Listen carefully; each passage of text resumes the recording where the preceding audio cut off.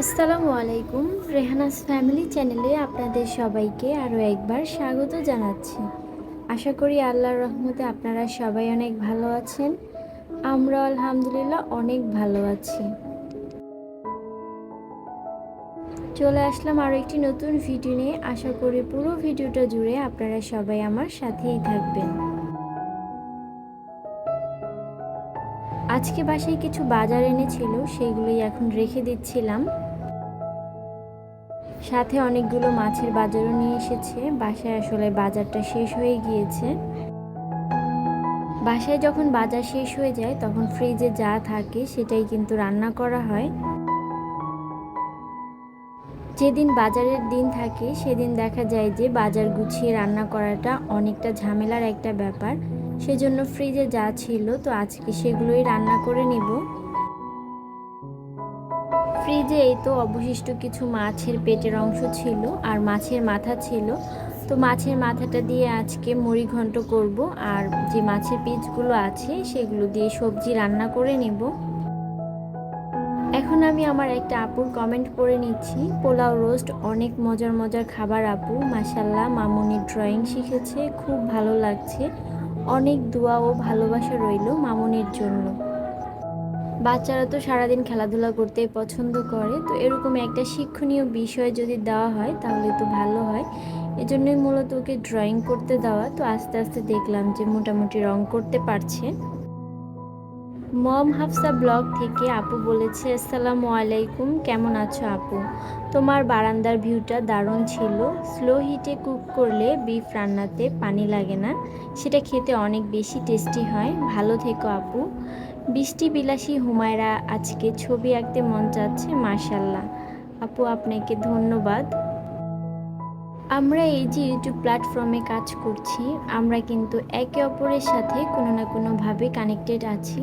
তবে আজকের ভিডিওতে যাদের নাম বলছি, কেউ যদি শুনে থাকেন আর আপনি যদি তার সাথে কানেক্টেড না থাকেন, চাইলে তার সাথে কানেক্টেড হয়ে যেতে পারেন।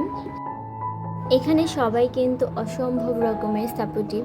আমরা কিন্তু একজন একজনের সাপোর্ট ছাড়া কখনো এগিয়ে যেতে পারবো না।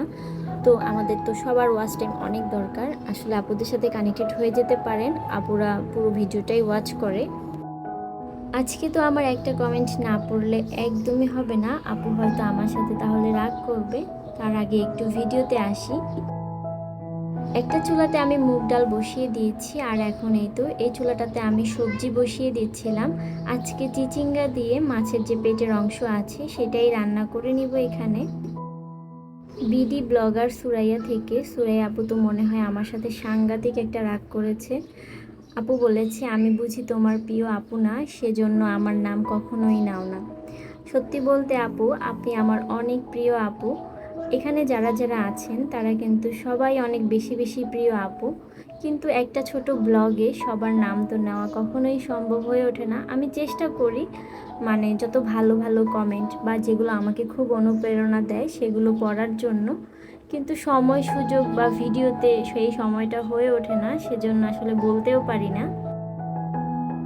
সুরাইয়া আপু আমাকে 2টা কমেন্ট করেছে। ওনার আরও একটা কমেন্ট হচ্ছে, আমার প্রিয় ছোট বোন, তুমি যে রিংটোন দাও কোনো কপিরাইট আসে না? আমার তো রিংটোন দিতে ইচ্ছা করে কিন্তু কপিরাইটের আশায় দিতে পারি না। সকালে সব সময় রুটি চা খাই। আলহামদুলিল্লাহ, তোমার সাথে দেখা করতে অনেক ইচ্ছা করে, যেহেতু তুমি আমাদের এলাকাতেই থাকো। আসো একদিন আমার বাসায়, দুজনে মিলে গল্প করব আর বাহিরে খাওয়া দাওয়া করব, সাথে মামুনিটাকেও দেখতে পারবো। তো শুরুর কথা হচ্ছে, আমি যে মিউজিকগুলো ব্যবহার করি, আপু জানেন আপনার মতো আমিও কিন্তু অনেক হতাশাগ্রস্ত ছিলাম এই মিউজিক নিয়ে। অনেকজনকে অনেক কমেন্ট করেছি কিন্তু সেরকম কোনো সমাধান পাইনি। আসলে নিজেকেই চেষ্টা করতে হয় কোনো কিছুর জন্য। ইউটিউবে ঘাটাঘাটি করলে আপনি কিন্তু দেখবেন যে অনেকগুলো চ্যানেলে এরকম ফ্রি মিউজিক আছে। ওরা কমেন্ট বক্সে লিখে দেয় যে আপনি চাইলে এই মিউজিকটা ব্যবহার করতে পারবেন আর কোনো রকম কপিরাইট আসবে না। তো আপনাকে একটু কষ্ট করে সময় নিয়ে খুঁজে বের করতে হবে যে কোন কোন মিউজিকগুলোতে ওরা বলে দিয়েছে যে এই মিউজিক ব্যবহার করলে কপিরাইট আসবে না। এভাবেই আর কি আমি মিউজিকগুলো খুঁজে খুঁজে বের করেছি, আর এখন এই তো ভিডিওতে ব্যবহার করতে পারছি, কোনো রকম কপিরাইট আসছে না। ওনারা তো কমেন্ট বক্সে লিখে দিয়েছেন যে এটা ব্যবহার করলে কোনো রকম কপিরাইট আসার কোনো চান্স নেই। তো দেখি কতদিন পর্যন্ত ভিডিওগুলোতে কোনো কপিরাইট না দেওয়া হোক। ওরা কিন্তু কোনো ক্রেডিটও দিতে বলে না, কিছু কিছু মিউজিক ওনার আছে যারা কিন্তু ক্রেডিট দিতে বলে। আমি যেগুলো ব্যবহার করছি সেগুলোর ক্ষেত্রে কিন্তু কোনো ক্রেডিট দরকার হয় না। আপুর আরও একটা কথা ছিল যে আমরা তো একই এলাকাতেই থাকি, যাতে আমরা একদিন দেখা করি। ইনশাল্লাহ আপু, একটু সময় সুযোগ করে অবশ্যই আমি আপনার সাথে দেখা করতে যাব, আর আমার মেয়েকেও সাথে নিয়ে যাব ইনশাল্লাহ। আমার রান্নাগুলো কমপ্লিট হয়ে গিয়েছে, আর এই যে ভিডিওর অংশটুকু দেখছেন এটা কিন্তু আমার আগের ভিডিওর অংশ।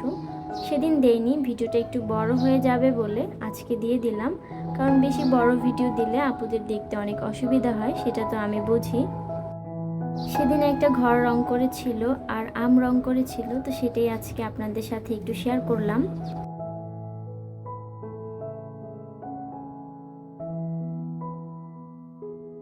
তারপর এই তো আমরা একটু ছাদে গিয়েছিলাম। বাইরে কিন্তু এখন প্রচুর বাতাস, যদিও অনেক রোদ ওঠে। প্রচুর বাতাস যেহেতু থাকে, একটু একটু ঠান্ডা আছে বাতাসে।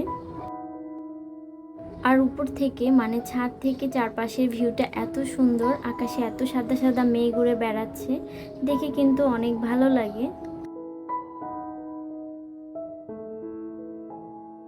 আমি আরও একটা আপুর কমেন্ট পড়ে নিচ্ছি, লাইফস্টাইল ব্লগ বাই তন্নি থেকে। আপু বলেছেন, সত্যি বলেছ, ছোট বাচ্চারা একদম চিনে না কোনটা ডান হাত কোনটা বাম হাত। মামুনিকে আদর দিও, রান্নাগুলি দারুণ হয়েছে। জি আপু, আসলে বাচ্চাদেরকে এটা বোঝানো অনেক কষ্ট, ওরা আসলে বুঝে উঠতে পারে না। যখন একটু বয়স হয় তখন কিন্তু আস্তে আস্তে দেখা যায় যে ওরা বুঝে যায় যে কোনটা ডান হাত অথবা কোনটা বাম হাত এরকম। এবার একটু ভিডিওতে আসি। এখানে একটা ড্রাগন গাছ লাগানো হয়েছে। এই ড্রাগন গাছটা আমার নানি শাশুড়ি এনে দিয়েছিলেন। তো গাছটা এখন মাশাআল্লাহ অনেক বড় হয়েছে। ছাদে কিছু পুঁইশাক গাছও ছিল, সেগুলো বৃষ্টির কারণে কিন্তু এখন অনেক ভালো হয়ে উঠেছে। আর এই তো এটা হচ্ছে বিকালবেলা, এখানে আমরা একটু নাস্তা বানিয়ে নিচ্ছিলাম। এগুলো তো ফ্রোজেন আইটেম, এগুলো খেতে অনেক ভালো লাগে, তবে সব আইটেম কিন্তু খেতে একদমই ভালো লাগে না।